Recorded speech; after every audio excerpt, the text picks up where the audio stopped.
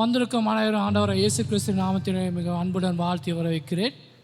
நாம் அனைவரும் எழுந்து நின்று முதலாவது பாடலை பாடுவோம். ஆதியும் நீரே அந்தமும் நீரே என்ற பாடல் நாங்கள் அனைவருக்கும் தெரிஞ்ச பாடல். மிக உற்சாகத்தோடு நாங்கள் பாடுவோம்.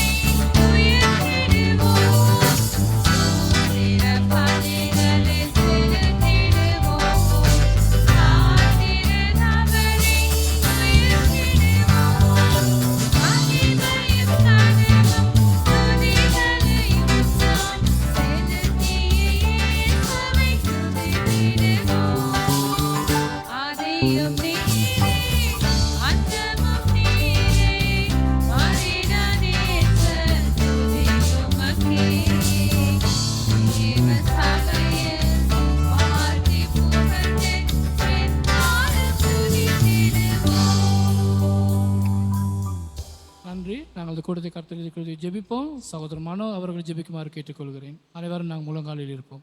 கிருபை நிறைந்த ஆண்டவரே, இந்த மாலை பொழுதுக்காக வேண்டி, இந்த தமிழ் கூட்டத்துக்காக வேண்டி மக்கள் நன்றி செலுத்துகிறோம். ஆண்டவரே, இப்படியாக சுவாமி இந்த தமிழ் கூட்டத்தை சேர்த்தமைக்கு நன்றி ஸ்தோத்திரம். வர இருக்க பிள்ளைகளை சீக்கிரத்தை கூட்டி வந்து சேருங்க. அதே போல் விசேஷமாக பாடலை பாடும் ஒவ்வொருவரையும் பலப்படுத்தி கொள்ளுங்க. ஆண்டவரே, மணிநடத்து சகோதரனையும் பலப்படுத்தி கொள்ளுங்க. செய்தியை கொண்டு வரும் தாசரையும் நீர் ஆசீர்வதித்து நீர் பேசும்படியாக இந்த வேலையிலே ஒப்புக் கொடுக்கிறோம். நீர் தாமே சுவாமி தொடக்கம் முதல் முடிவு வரை இருந்து வாசனை செய்யும்படியாக இந்த வேலையிலே ஒப்புக் கொடுத்து அர்ப்பணிக்கிறோம். என்ற ஆண்டவராகிய இயேசு கிறிஸ்துவின் நாமத்தினாலே ஆமென். மீண்டும் ஆண்டவர் இயேசு கிறிஸ்து நாமத்தினாலே தமிழ் சுசேஷத்துக்கு வந்திருக்கும் உங்கள் அனைவரையும் வாழ்த்தி வரவேற்கிறேன். நான் மீண்டும் அனைவருக்கும் தெரிஞ்ச பாடல், தேவனின் ஆலயமே பரிசுத்த ஆலயமே, மகிமையின் ஆலயமே நாமே அவ்வாலயமே என்ற பாடல் அனைவரும் தெரிஞ்ச பாடல். நாங்கள் அனைவரும் எழுந்து நின்று மீண்டும் இந்த பாடலை பாடுவோம்.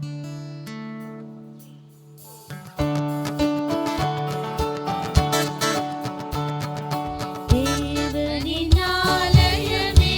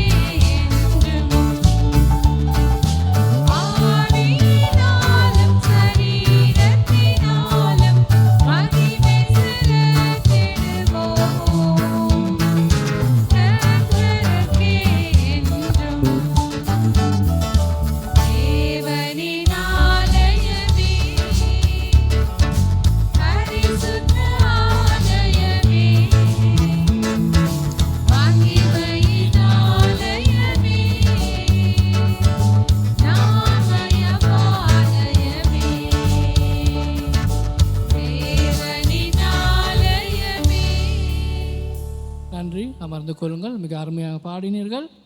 நாங்கள் இப்பொழுது ஒரு விசேஷ சகோதரர் அலெக்ஸ் அவர்கள் மூலம் நாங்கள் இப்போ ஒரு மவுத் அவர் வாசிப்பார், அதை நாங்கள் கேட்போம். எனக்கு இந்த சந்தர்ப்ப கொடுத்ததுக்காக நான் ஆண்டவருக்கு மிகவும் சோத்திரம் சொல்லுறேன்.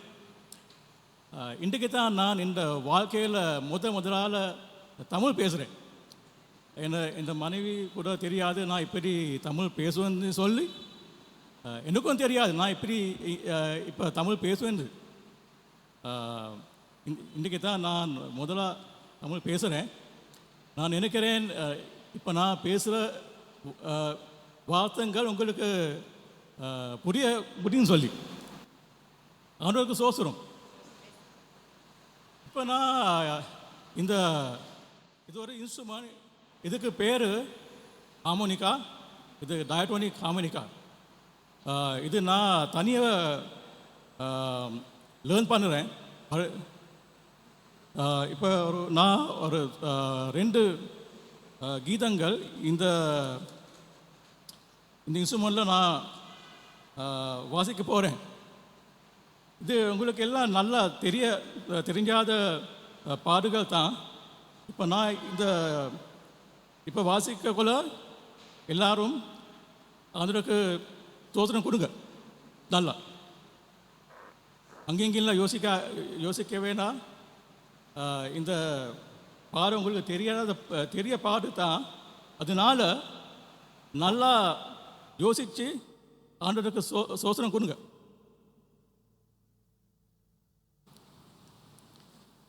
இன்றைக்கு நான் தமிழில் கொஞ்சம் மிகவாக நான் கற்றுக்கொண்டு நான் உற்சாக பண்ணுறோம். நான் மற்ற பயணம் வரக்கோல இதுக்கு விட நல்லா தமிழ் பேசுகிறேன்.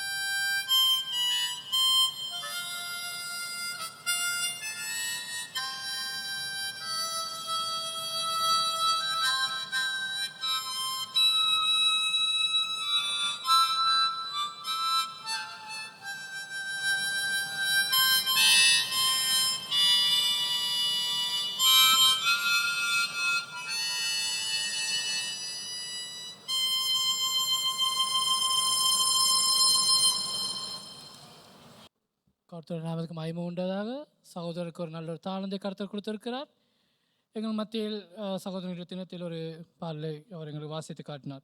நாங்கள் இன்னொரு விசேஷ பாடலுக்கு செல்வதற்கு முன்னால் அனைவரும் இந்த தினத்தில் மீண்டும் எழுந்து நின்று கர்த்தருக்கு புது பாட்டை பாடுங்கள், பூமியின் குடிகளை பாடுங்கள்.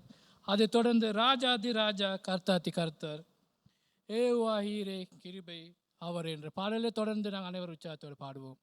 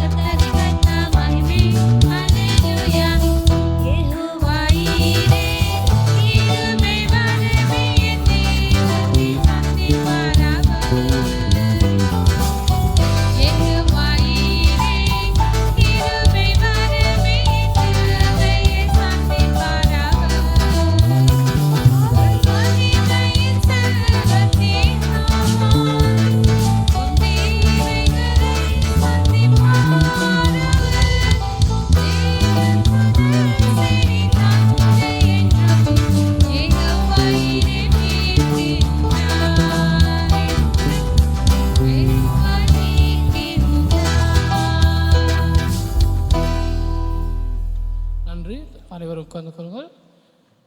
நம் மத்தியில் இன்னொரு விசேஷ பாடல் என்று கேட்க போகிறோம். சகோதரி திலகா அவர்கள் மூலம்.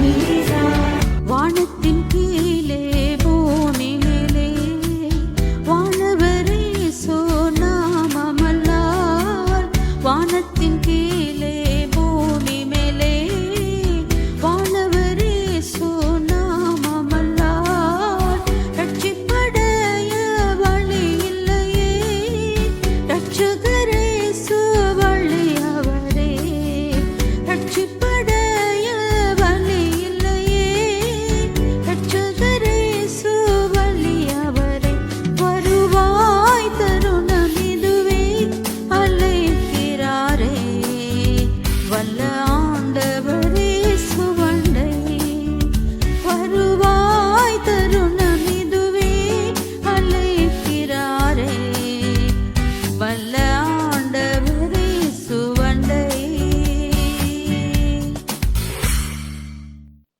சகோதரி கர்த்தர் நாமம் மகிமைப்படுவதாக. நமக்கு ஒரு அருமையான பாடலுக்கான நாளுக்கு பிற்பாடு சகோதரி திலகாமலாம் என்ற தினத்தை கேட்டோம். நான் தேவனுடைய வார்த்தை கடந்து செல்லும்போது அனைவரும் எழுந்து நின்று ஒரு வசனத்தை நாங்கள் ஒரு பாடலை பாடப்போகிறோம். அதுக்கு ஒரு வசனத்தை வாசிக்கிறேன். உம்முடைய வசனம் என் காலுக்கு தீபமும் என் பாதைக்கு வெளிச்சமாய் இருக்கிறது. நான் கடைசியாக ஒரு பாடலை பாடுவோம். அனைவரும் எழுந்து தேவனுடைய வார்த்தை கடந்து செல்வோம். ஒரு வார்த்தை சொல்லும் கர்த்தாவே, எங்கள் வாழ்க்கை எல்லாம் செழிப்பாகுமே. ஒரு வார்த்தை சொல்லும் கர்த்தாவே.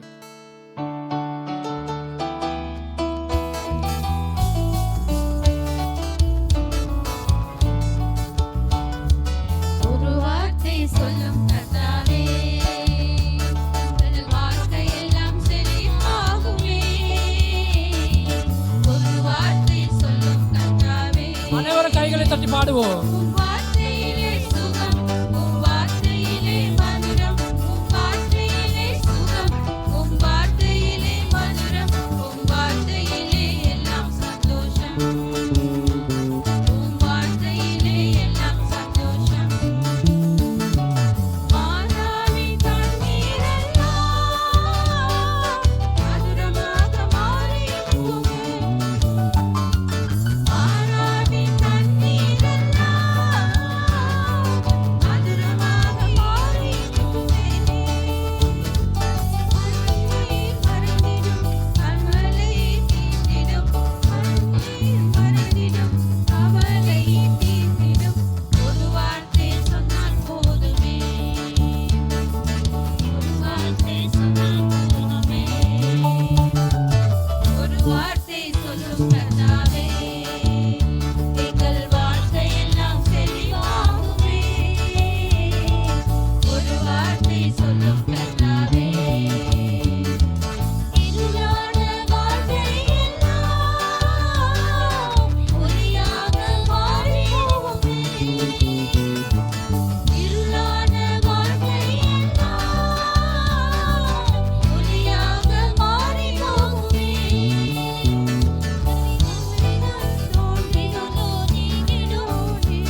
ஒரு வார்த்தை சொன்னால் போதும் கர்த்தாவே. ஒளி தூங்கிடும், இருளோ நீங்கிடும். ஒரு வார்த்தை சொன்னால் போதும் கர்த்தாவே. ஒரு வார்த்தை சொல்லும் கர்த்தாவே, எங்கள் வாழ்க்கை எல்லாம் செழிப்பாகுமே. ஒரு வார்த்தை சொல்லும் கர்த்தாவே, தீராத நோய்கள் எல்லாம் காணாமல் ஓடி போகுமே. தீராத நோய்கள் எல்லாம் காணாமல் ஓடி போகுமே. பிணி நீங்கிடும், பேய்கள் ஓடிடும். ஒரு வார்த்தை சொன்னால் போதும் கர்த்தாவே. பிணி நீங்கிடும், பேய்கள் ஓடிடும். ஒரு வார்த்தை சொன்னால் போதும் கர்த்தாவே. ஒரு வார்த்தை சொல்லும் கர்த்தாவே, எங்கள் வாழ்க்கை எல்லாம் செழிப்பாகுமே. ஒரு வார்த்தை சொல்லும் கர்த்தாவே, உம் வார்த்தையிலே சுகம், உம் வார்த்தையிலே மதுரம், உம் வார்த்தையிலே சுகம், உம் வார்த்தையிலே மதுரம், உம் வார்த்தையிலே எல்லாம் சந்தோஷம், உம் வார்த்தையிலே எல்லாம் சந்தோஷம். நன்றி. அமருங்கள். நாம் தேவனுடைய வார்த்தையை கடந்து சொல்வோம். சகோதரன் சித்ரவேல் அவர்கள் தேவனுடைய வார்த்தையை எங்கள் மத்தியில் பகிர்ந்து கொள்வார். கர்த்தருடைய நாமத்துக்கு ஸ்தோத்திரம் உண்டாவதாக. இந்த மாலை வேளையிலே ஆண்டவராக இயேசு கிறிஸ்துவின் நாமத்திலே உங்களை நான் வாழ்த்தி வரவேற்கின்றேன். தேவனுடைய வசனத்தை கேட்கும்படியாக சகோதரன் அலெக்ஸ் அவர்கள் சொன்னார், உங்கள் மனதை அங்கும் இங்கும் ஓட விடாமல் நேரடியாக பாட்டுக்கு செவி கொடுங்கள் என்று. நான் இப்பொழுது உங்களுக்கு சொல்லுகிறேன், உங்கள் மனதை அங்கும் இங்கும் ஓட விடாமல் தேவ வசனத்துக்கு செவி கொடுங்கள் என்று. அந்த பாடின பாடல் எங்களுக்கு தெரியும். அது எத்தனை பேருக்கு தெரியும் என்று தெரியாது. அது ஞாயிற்றுக்கிழமை ஆராதனையிலே பாடுற பாடல். கர்த்தருக்கு ஸ்தோத்திரம். எபிரேயருக்கு எழுதின நிருபம் 1ஆம் அதிகாரத்துக்கு திருப்பிக் கொள்வோம். எபிரேயருக்கு எழுதின நிருபம் 1ஆம் அதிகாரம் 3-4 வசனங்களை நாங்கள் வாசிக்க போகிறோம். எபிரேயருக்கு எழுதின நிருபம் 1ஆம் அதிகாரம் 3ஆம் வசனத்தையும் 4ஆம் வசனத்தையும் நான் வாசிக்கிறேன். உங்களுடைய வேதத்திலே நீங்கள் பார்த்து கொள்ளுங்கள். இவர் அவருடைய மகிமையின் பிரகாசமும் அவருடைய தன்மையின் சொரூபமாயிருந்து சர்வத்தையும் தம்முடைய வல்லமை உள்ள வசனத்தினாலே தாங்குகிறவராய் தம்மாலே தாமே நம்முடைய பாவங்களை நீக்கும் சுத்திகரிப்பை உண்டு பண்ணி உன்னதத்தில் உள்ள மகாத்துவமானவருடைய வலது பரிசத்தில் உட்கார்ந்தார். இந்த வேத வசனம் புதிய ஏற்பாட்டு சபைகளிலே ஆதி காலத்திலே மிக மிக பிரசித்தமான ஒரு வசனமாக காணப்பட்டது. இந்த வசனத்தை வைத்து அநேக நாடுகளுக்கு சுவிசேஷமும் அநேக ஊழியக்காரர்களையும் ஏற்படுத்தின ஒரு வசனமாக இருக்கிறது. ஏனென்றால் தேவனுடைய வசனம் ஒரு மனிதனை மாற்றக்கூடிய ஒரே ஒரு வார்த்தை தான் தேவனுடைய வசனம். மனிதனுடைய தலையெழுத்தை முழுமையாக மாற்றி அமைக்கக்கூடியதுதான் நம் கைகளிலே வைத்திருக்கிற இந்த வேதாகமம்.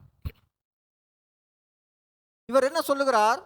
நம்முடைய ஆண்டவராகிய இயேசு கிறிஸ்துவினுடைய அந்த மகிமையை, அவர் செய்த அவருடைய மகத்துவத்தை பற்றியும் அவர் இறுதியிலே செய்து முடித்த மிக பெரிய விஷயத்தை அவர் தெளிவாக இங்கே எழுதுகிறார்.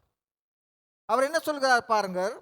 இவர் அவருடைய மகிமையின் பிரகாசம், பிதாவினுடைய மகிமையின் பிரகாசம். அது மாத்திரமல்ல, அவருடைய தன்மையின் சொரூபமாயிருந்து, பிதாவினுடைய தன்மையின் சொரூபமாய் இந்த உலகத்தில் அவர் காணப்பட்டார். அடுத்ததாக என்ன சொல்லுகிறது? சர்வத்தையும் தம்முடைய வல்லமை உள்ள வசனத்தினாலே தாங்குகிறவராயிருக்கிறார். நான் சமீபத்திலே ஒரு காணொளியை பார்த்தேன். இது இப்போ அவசியமா இல்லையான்னு எனக்கு தெரியாது. நான் உங்களை தைரியப்படுத்துறதுக்காக நான் சொல்லுகிறேன். அந்த காணொளியிலே ஒரு மிகப்பெரிய ஒரு போதகர், ஒரு இந்து போதகர், ஒரு பெரியவர், அவர் இந்தியாவிலே இருக்கிற ஒரு பெரிய மனிதன்.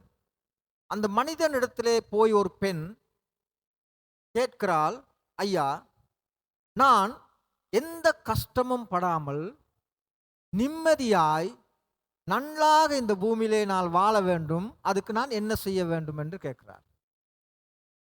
அந்த மனிதன் அந்த பெண்ணை பார்த்து சொல்லுகிறார், ஒரேடிய செத்து போ என்று சொல்லுகிறார். நீ செத்து போ. செத்து போனால் ஒன்றும் பிரச்சனை இல்லை, நீ சாப்பிட முடியாது, கஷ்டம் இருக்காது, எந்த கஷ்டமும் இருக்காது அப்படின்னு. இந்த மனிதன் அதுக்கு பிறகு அவர் சொல்லுகிறார், ஒரு காணொளியில் அவர் வெளியிடுகிறார், நான் உங்களை ஏமாத்தி கொண்டு இருக்கிறேன், என்னால ஒன்றும் செய்ய முடியாது, இந்த பூமியிலே யாராலும் உங்களை உங்கள் தலையெழுத்தை மாற்ற முடியாது. ஏனென்றால் இது கடவுள், ஒரு கடவுள் இந்த உலகத்திலே நிர்ணயம் பண்ணியிருக்கிறார், இந்த பூமியிலே அவன் இப்படித்தான் இருக்க வேண்டும் என்று. அதே மாதிரி மனிதன் மரித்து செத்து போவான், அவ்வளவுதான். நான் கூட ஒரு நடிகன் போல, ஒரு நடிகனாய் உங்களை நான் ஏமாத்தி கொண்டு இருக்கிறேன் என்று பிரசித்தமாக அவர் பெரிய ஒரு பூஜையிலே அவர் சொல்லுகிறார். அவ்வளவு பெரிய ஒரு மனிதன், பல வேதங்களை கற்றுக் கொடுக்கிற ஒரு மனிதன் நாளை அப்படி சொல்ல முடியும் என்றால் உங்களுடைய நிலைமையும் என்னுடைய நிலைமையும் என்ன? ஆனால் இங்க பாருங்க, நம்மளுடைய தலையெழுத்தை, ஒரு மனிதனுடைய பாவம் என்கிற தலையெழுத்தில் இருந்து மீட்கப்பட வேண்டும் என்றால் என்ன நடக்க வேண்டும்? அதை தான் இங்கே இவர் எழுதுகிறார். என்ன சொல்லுகிறார்? தம்மாலே தாமே நம்முடைய பாவங்களை நீக்கும் சுத்திகரிப்பை உண்டு பண்ணி உன்னதத்திலுள்ள மகாத்துவமானவருடைய வலது பார்சத்தில் உட்கார்ந்தார். இவர் மாத்திரம்தான் அதை செய்தார். இவருக்குத்தான் அந்த வல்லமை, அந்த அதிகாரம், அந்த மகத்துவம் கொடுக்கப்பட்டது. அவராலே அன்றி வேற யாராலும் இந்த உலகத்திலே எவ்வளவு பெரிய போதகராக இருந்தாலும், எவ்வளவு பெரிய அறிவாளிகளாக இருந்தாலும், எத்தனை வேதங்களை படித்து படித்து படித்து படித்து அவை அனைத்தையும் தன் மனப்பாடம் பண்ணிக்கொண்டு இருந்தாலும் யாராலும் செய்ய முடியாத ஒரு மிக பெரிய அற்புதமான காரியத்தை செய்தவர்தான் நம்முடைய ஆண்டவராகிய இயேசு கிறிஸ்து. ஏன்னா அவர் வந்த நோக்கத்தை நிறைவேற்றினார். இந்த பூமிக்கு அனுப்பப்பட்ட நோக்கத்தை நிறைவேற்றினார். இன்றைக்கு உங்களையும் என்னையும் தேவன் அனுப்பியிருக்கிறார். நீ சுவிசேஷத்தை கேள் என்று அனுப்பியிருக்கிறார். நம் காதுகளை திறந்திருக்கிறார். நம் இருதயத்தை திறந்து வைக்க அவர் ஆவலுள்ளவராய் இருக்கிறார். நீ கேளு, அதை கேட்டு நீ மனம் திரும்பு என்றுதான் அவர் விரும்புகிறார். இன்னும் ஒரு வசனத்தை வாசிக்க விரும்புகிறேன். கொலோசியர் 1 அதிகாரம், கொலோசியர் 1 அதிகாரம் 13, 14 வசனங்களை வாசிப்போம். கொலோசியர் 3, 13, 14. இருளின் அதிகாரத்தில் நின்று நம்மை விடுதலையாக்கி தமது அன்பின் குமாரனுடைய ராஜ்யத்திற்கு உட்படுத்தினவருமாயிருக்கிற பிதாவை ஸ்தோத்திரிக்கிறோம். என்ன சொல்லுகிறாரு? இருளின் அதிகாரத்தில் நின்று நம்மை விடுதலையாக்கி. இந்த இருளின் அதிகாரம் என்பது இந்த முழு உலகத்தையுமே சூழ்ந்து கொண்டு இருக்கிறது. ஒரு மனிதனை கூட விடல. மனுஷனை மட்டுமல்ல, மிருகங்களை கூட விடல, ஊரும் பிராணிகளை கூட விடல, கடல் வாழும் ஜீவன்களை கூட விடல. அவைகள் அத்தனைக்கும் பாவம் நுழைந்தது. அந்த இருள் இந்த உலகத்தை சூழ்ந்து கொண்டது. அந்த இருளிலிருந்து நம்மை வெளிச்சத்துக்குள் கொண்டு வருவதுதான் ஆண்டவராகிய இயேசு கிறிஸ்துவுடைய வேலையாக இருந்தது. அதுக்காக அவர் இந்த பூமிக்கு அனுப்பப்பட்டார். அதான் இங்கே நாங்கள் வாசிக்கிறோம். பாருங்கள் தெளிவாக. குமாரனுடைய ராஜ்யத்துக்கு உட்படுத்தினவருமாயிருக்கிற பிதாவை ஸ்தோத்திரிக்கிறேன். குமாரனுடைய ராஜ்யம், அந்த ராஜ்யத்துக்குள் நம்மை உட்படுத்தினவர். பிரியமான சகோதரனே, சகோதரியே, ஆண்டவராகிய இயேசு கிறிஸ்துவின் ராஜ்யம் அதி சீக்கிரமாக இந்த பூமியில் வரப்போகிறது. அவருடைய நியாய தீர்ப்பு வரப்போகிறது. அவருடைய நியாய தீர்ப்பிலிருந்து யாரும் தப்பிச்சு கொள்ள முடியாது. ஒருவரும் தப்பிக்க முடியாது. அந்த நியாய தீர்ப்பு வரவே போகிறது. அது கட்டாயமாக வரும். அவருடைய அந்த சிங்காசனத்துக்கு முன்பாக நாம் அனைவரும் நிற்க வேண்டும். நிற்கிறது மாத்திரமல்ல, எங்களுக்காக ஒரு புத்தகம் வைக்கப்பட்டிருக்கிறது. அந்த புத்தகம் திறக்கப்படும். முத்திரையை உடைக்கிறவர் ஆட்டுக்குட்டியானவர். நாம் கணக்கு கொடுத்தே ஆக வேண்டும். நம்முடைய ஒவ்வொரு அசைவையும், என்னுடைய அசைவையும் உங்களுடைய அசைவையும் ஆண்டவர் பார்த்து கொண்டிருக்கிறார். நாங்கள் யார், என்ன செய்கிறோம், எப்படியாப்பட்டவர்கள், நாங்கள் அனைவரும் தீட்டுள்ளவர்கள் என்று வேதத்தில் நம்மை பற்றி எழுதியிருக்கிறது. வேதத்தில் நம்மை பற்றி என்ன சாட்சி கொடுக்கிறது? நாம் அனைவரும் தீட்டுள்ளவர்கள். இதுதான் எங்களுக்கு கிடைச்ச ஒரு மிகப்பெரிய சாட்சியாக இருக்கிறது. இதிலே இருந்து நாங்கள் வெளியே எப்படி வருவது? இந்த விஷயத்திலிருந்து நாங்கள் இடத்துல விடுதலை ஆவது எப்படி? அதை நாங்கள் அறிந்து நம்முடைய ஆண்டவராக இயேசு கிறிஸ்துவை பின்பற்றும் பொழுது நமக்கு அந்த குமாரனுடைய ராஜ்யத்துக்குள் உட்பிரவேசிக்கிறான சந்தர்ப்பத்தை ஆண்டவர் நமக்கு கொடுக்கிறார். 14வது வசனத்தை வாசிங்க. குமாரனாகிய அவருக்குள் அவருடைய இரத்தத்தினாலே பாவம் மன்னிப்பாகிய மீட்பு நமக்கு உண்டாயிருக்கிறது. எதனாலே உண்டாயிருக்கிறது? குமாரனாகிய அவருக்குள் அவருடைய இரத்தத்தினாலே பாவ மன்னிப்பு ஆகிய மீட்பு நமக்கு உண்டாகி இருக்கிறது. பாவ மன்னிப்பு பெற வேண்டும்.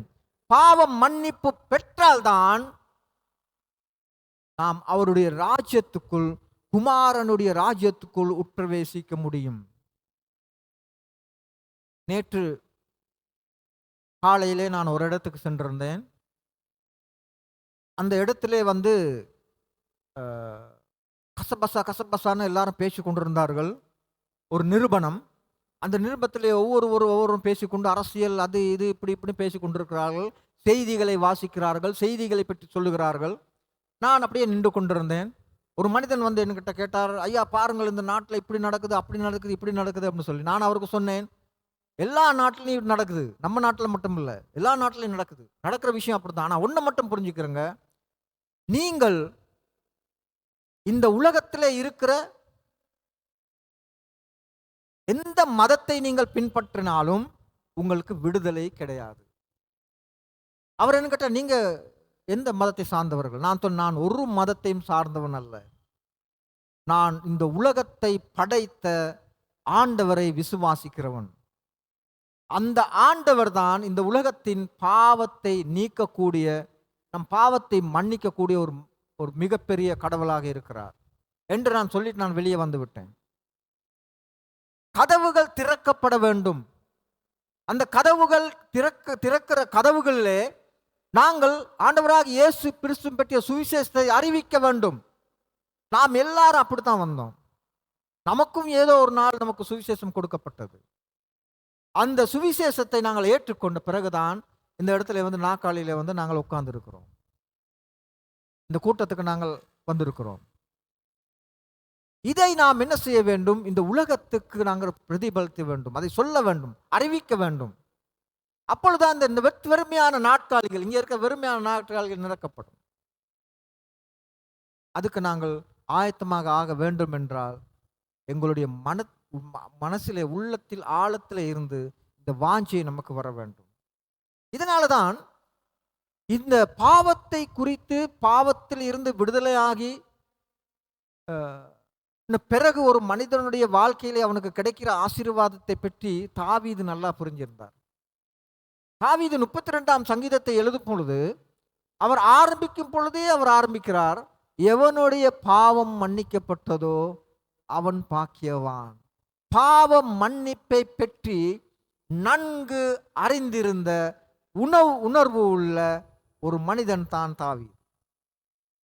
அவன் அந்த சங்கீதத்தை எழுதும் பொழுதே, ஆரம்பிக்கும் பொழுதே அவன் சொல்லுகிறான், எவனுடைய பாவம் மன்னிக்கப்பட்டதோ அவன் பாக்கியவான். பாக்கியவான் ஆகாம பரலோகத்துக்கு போக முடியாது. நீங்களும் நானும் பாக்கியவானாய் வாழ வேண்டும் இந்த பூமியில். பாக்கியவான் என்றும் பொழுது, பாக்கியவான் என்று சொல்லும் பொழுது எல்லாத்துக்கும் பாக்கியவான். என்ன எல்லாத்துக்கும் பாக்கியவான்? இந்த பூமியிலே வாழக்கூடிய தகுதி இருக்கு நமக்கு, ஆண்டவர் ஏற்படுத்தியிருக்கிறார். இந்த பூமியில எப்படி வாழ வேண்டும் என்று நம்மளுக்கு கற்றுக் கொடுத்திருக்கிறார். பரலோகத்தின் வழி அது நீண்ட பயணம், நீண்ட பயணம். அந்த நீண்ட பயணத்தை நாம் எப்படி ஆரம்பிக்க வேண்டும், எப்படி முடிக்க வேண்டும் என்று இந்த வேதத்திலே நமக்கு தெளிவாக எழுதியிருக்கிறது. எனக்கு அருமையான என் சகோதரனே, சகோதரியே, நாங்கள் ஒவ்வொருவரும் ஆண்டவரிடத்திலே கேட்க வேண்டும், ஆண்டவரே உம்முடைய வார்த்தை என் இருதயத்தில் குத்தப்பட வேண்டும். இன்னைக்கு நிறைய இடங்கள்ல நான் ஒரு கடை வீதியிலே நான் நடந்து கொண்டு போகும் பொழுது 2 பிள்ளைகளை மோட்டார் பைக்கில் வைத்துக்கொண்டு ஒரு அம்மாவும் ஒரு அப்பாவும் 2 குழந்தைகளை மோட்டார் பைக்கில் வைத்துக்கொண்டு என்னிடத்துல நிப்பாட்டி என்கிட்ட கேட்டாங்க, இந்த நோய்களை குணப்படுத்துகிற ஒரு சர்ச் இருக்காமே, அந்த சர்ச் எந்த இடத்துல இருக்குன்னு கேட்டாங்க. நான் அந்த சபை பக்கத்தில் தான் நடந்து போய் கொண்டிருந்தேன், மொரட்டுவையில். அவங்க கேட்ட கேள்வி என்ன, நோய் குணப்படுத்தக்கூடிய ஒரு சர்ச் இங்கே இருக்குதாமே, அந்த சர்ச்சுக்கு நான் இப்போ அந்த இடம் எங்கே இருக்குன்னு என்கிட்ட கேட்டாங்க. எவ்வளவு பாருங்க, மனிதர்கள் எவ்வளவு அலையாக போய் கொண்டிருக்கிறார்கள். எதுக்கு போய் கொண்டிருக்கிறார்கள்? ஏதாவது அற்புதம் நடக்க வேண்டும், ஏதாவது ஒரு ஆசீர்வாதம் நடக்க வேண்டும். இன்னைக்கு ஆசீர்வாதத்தை பேசினால் நிறைய பேர் வருவாங்க. ஆனால் ஆசீர்வாதத்தை பேசாம நாம் நியாய தீர்ப்பை குறித்து பேசணுமானால் ஒரு பயம் வரமாட்டான், ஒருத்தனும் வரமாட்டான், கேட்கவும் மாட்டான், உட்காந்துருந்து கேட்கவும் மாட்டான். ஒரு கதை ஒன்று நான் இப்போ எல்லாம் முந்தியெல்லாம் நாங்கள் இந்த பைபிளை வாசித்தான் கொஞ்சம் கொஞ்சமாக பைபிளை வாசித்தா நாங்கள் கற்றுக்கொண்டோம் சில விஷயங்கள். இப்போ நிறைய விஷயங்கள் கற்றுக்கொள்ள வேண்டியதாக இருக்குது, கற்றுக்கொள்ள ஈஸியாக இருக்குது. இன்னும் ஒரு விஷயம் நீங்கள் யோசிக்கலாம், இப்போ பிரதர் வந்து நிறையா இந்த காணொளிகள் பார்க்குறாரு போல் அப்படின்னு சொல்லி. அப்படியெல்லாம் கிடையாது. நான் வேதத்தை வாசித்து தான் வேத அறிவை நான் பெற்றுக்கொள்ள. எனக்கு காணொளிகளை நான் பார்த்தாலும் அது எனக்கு நான் அது இப்போலாம் பார்த்துருவேன், சில விஷயங்களை நான் எடுத்துக்கொள்வேன், சரியா? ஆனாலும் வேதத்தில் இருந்து நாங்கள் வாசித்து அதை அறிந்து கொள்ளுகிற அறிவு கொஞ்சம் வித்தியாசமானது. அந்த ஞானமும் அதில் வருகிறதான அந்த நிம்மதி, மன நிம்மதி, மனசுக்கு ஒரு நிம்மதி இருக்கும். ஏன்னா அதில் இருந்து நம்ம கற்றுக்கொள்ளும் பொழுது நான் இப்படியாக என்னென்றால் இந்த நம்முடைய ஆண்டவராக இயேசு கிறிஸ்துவை பற்றிய உண்மையான சத்தியங்கள் புதிய ஏற்பாட்டில் நிருபங்களிலே எழுதப்பட்டிருக்கிறது. இந்த நிருபங்களை நாங்கள் வாசித்து அறிந்து கொள்ள வேண்டும், அதை நன்கு நாங்கள் புரிந்து கொள்ள வேண்டும். ஆனபடினாலே இன்னொரு வசனத்தை வாசிப்போம். 2 கொரிந்தியர் 5ஆம் அதிகாரம்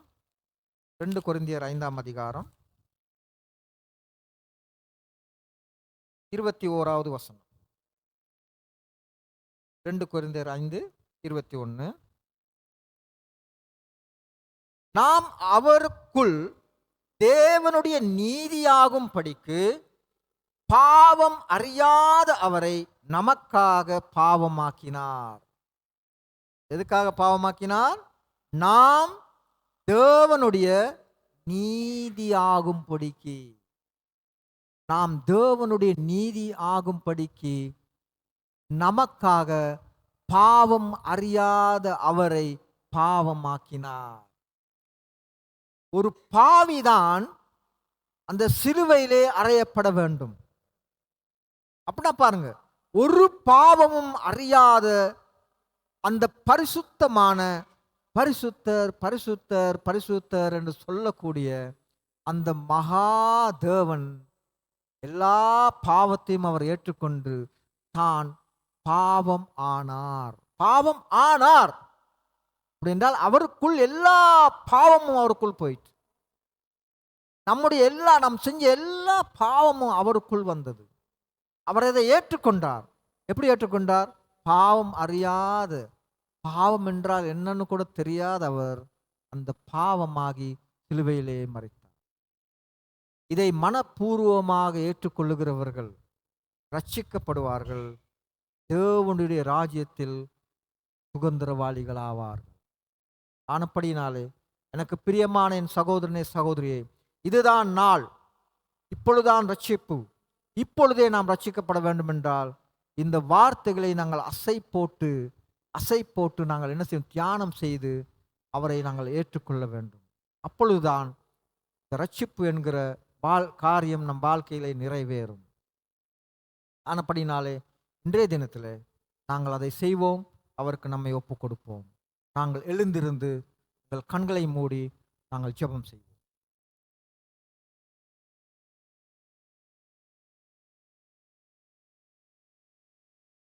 இரக்கமுள்ள ஆண்டவரே, உம்மை நன்றியோடு உம்மை துதிக்கிறோம், ஸ்தோத்திரிக்கிறோம், நமஸ்கரிக்கிறோம், ஆராதிக்கிறோம்.